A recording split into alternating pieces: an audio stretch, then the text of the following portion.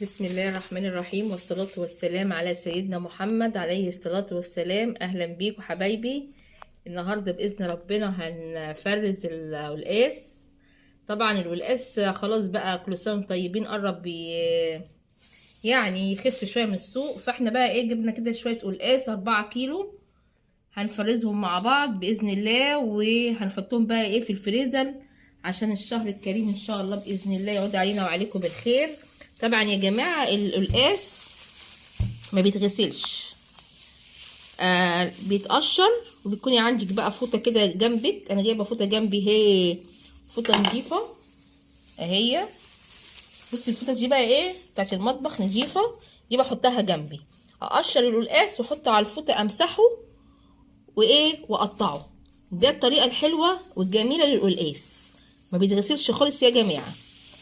بصوا احنا بقى هنقطع، هنحاول بقى نقشر القلقاس كده. طبعا لازم يكون عندك بقى انه ايه، سكينه كده تكون حاميه، عشان القشره بتاعته زي ما انتم شايفين جامده قوي كده. فايه بالراحه كده، واحده واحده معانا هنقشره عشان نبدا ان احنا بقى ايه نفرزه رمضان. هعمل لكم طريقه بقى جميله جدا، طريقه هايله للتفريز بتاع القلقاس. طريقه بصراحه سهله جدا ومضمونه والله من السنه للسنه. القلقاس بيقعد عندك سنه في الفريزر او اكتر كمان، بيبقى في نفس ولا بيجرى اي حاجه، وبيستوي بسرعه. لان انت بتجيبي نوع القلقاس، طبعا انت بتنقي القلقاس الكويس اللي هو المدور ده الحلو. وبعدين انا عاوزه اقولك على حاجه في القلقاس، انت لو بتجيبي القلقاس يعني معلومه، ان انت تجيبي ايه يعني واحده على قد الطبخه بتاعتك. ما تحاوليش تجيبي كذا واحده وتعملوهم، لان ممكن تكون واحده تستوي واحده ما تستويش، فما تضمنيش. اهم حاجه ان انت تجيبي ايه، يعني مثلا قلقاسه زي دي كده، دي كيلو، انت هتعملي كيلو، تجيبي واحده كيلو تقشريها وتقطعيها تعملي الكيلو بتاعك. في اكتر من كيلو على فكره، في بتاع كيلو ونص و2 كيلو كمان. انت عشان طبعا انت التقشير يبقى سهل شويه عليكي، فالكيلو حلوه. تجيبي مثلا كيلو، لو انت هتعملي 2 كيلو اجيبي قلقاستين في الواحده كيلو. دي برضو بتبقى جميله، بتضمني ان انت ايه، ان هي بقى هتستوي معاكي على طول، مش هتاخد سوا ولا هيبقى ايه مختلف. لان انا قبل كده والله يا جماعه حصلت لي ان انا جبت كذا واحده وقشرتهم عشان اعمل قلقاس، ولقيت واحده استوت وواحده ما استوتش. فمن ساعتها وانا بجيب القلقاس على قد الايه الطبخه اللي انا ايه هطبخها. يعني دول 5 كيلو قلقاس، جايبه 5 وحدات. 4 كيلو قلقاس 4 وحدات، كل واحده من دول كيلو. كده انا جايبه 4 كيلو، كل واحده كيلو. كل واحده كيلو هقشرها واقطعها واحطها ايه لوحدها في التفريز، عشان لما تستوي تستوي ايه كويس. طبعا الطريقه اللي انا بقول لكم عليها دي يعني طريقه جميله جدا ومفيده، ان انت ايه القلقاس. لان في ناس والله كتير بيجيبوا القلقاس كذا واحد، كذا واحده، وبعد كده يجوا بقى يعملوه يلاقوا بقى ايه، وحصلت معايا. فاهم حاجه ان انت تجيبي القلقاس ايه الواحده كيلو على قد طبختك تعمليها. وبعد كده ايه التفريز نفس الحكايه، جايبه الاربعه كل واحده كيلو، 4 كيلو. طبعا احنا كده ايه بالراحه كده بنقشر القلقاس زي ما انتم شايفين، وجنب الفوطه، عشان اول ما هخلص قلقاسه اروح حطها في الفوطه مسحاها وحطها في الطبق لغايه ما اخلص الكميه كلها. وبعد كده بقى ايه اقطعها دي بقى افرزها. كل سنه وانتم طيبين يا جماعه، رمضان على الابواب. طبعا رمضان مش اكل بس، اكل وعباده. اللهم بلغنا رمضان لا فاقدين ولا مفقودين. اهم حاجه يا جماعه ان احنا ما ننساش ان احنا في شهر عباده مش اكل بس. وانا بشكر كل الناس اللي بتدخل عندي وتعلق لي، وان شاء الله باذن الله ربنا يكون في عون بعض يا رب كده، وننجح مع بعض ونكبر مع بعض. ويا ريت يبقى امانه يا جماعه، الامانه عشان الورد اللي انا ببعته مش بيجيلي خالص. ربنا يا رب يسهل لنا حالنا يا رب كلنا، ويبعد علينا اهم حاجه البلاء والغلاء اللي احنا فيه. ما هو الغلاء ده كمان يا جماعه بلاء من عند الله سبحانه وتعالى. واديكم شايفين يا جماعه الزنازل. احنا بنعزي الشعب التركي والشعب السوري، وبندعي لهم ربنا يا رب يقف معاهم يا رب في المحنه اللي هم فيها، ويا رب دايما كده العرب كلها تبقى واقفه مع بعضيها وتساعد بعض. وندعي لاخواننا السوريين ربنا يعينهم على اللي هم فيه يا رب. بس انا خلصتها اهي، اروح بقى على الفوطه كده وايه، وابتدي بقى امسح بقى اي شوائب اي حاجه فيها كده كده. فوطه نظيفه جنبك على طول تمسحي بقى ايه الحاجات اللي هي بتبقى متعلقه فيها ولا اي حاجه، عشان ايه بعد كده بقى تقطعيها تقطيعه حلوه، وايه كل حاجه نبقى قدامنا.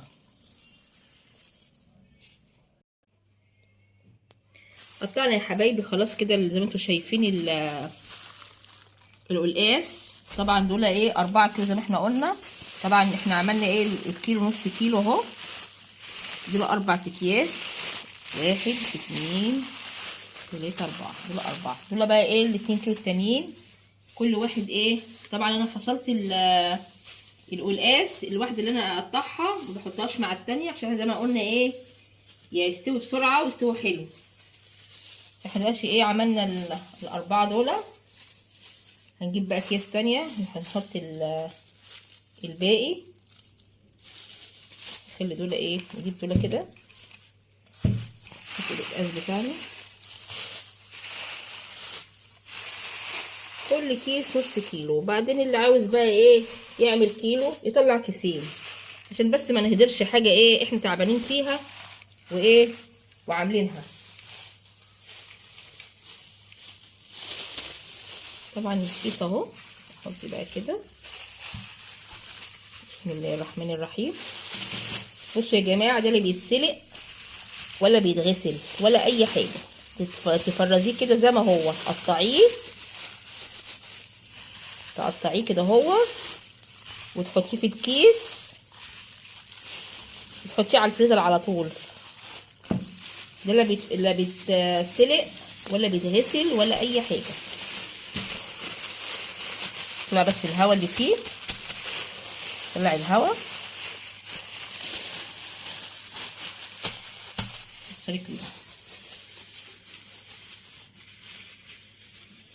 حاجه فيه سهل جدا وجميل، اي حد ممكن ايه يعمله من غير سلق من غير غسل من غير اي حاجه. يا دوبك بس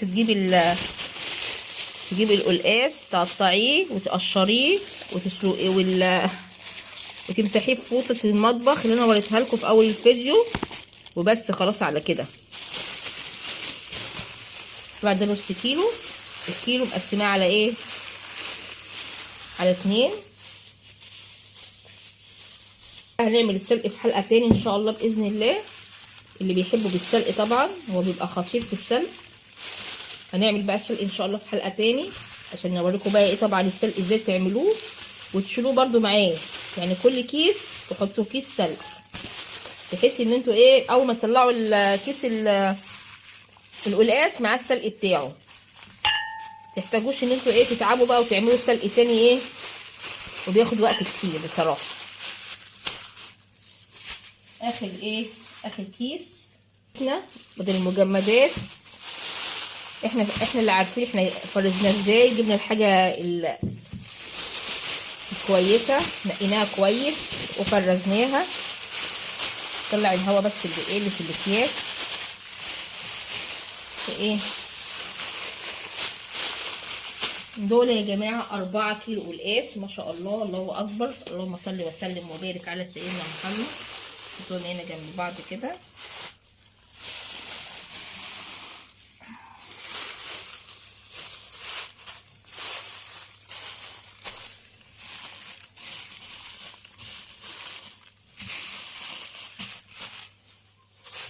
اللهم صل وسلم وبارك على سيدنا محمد.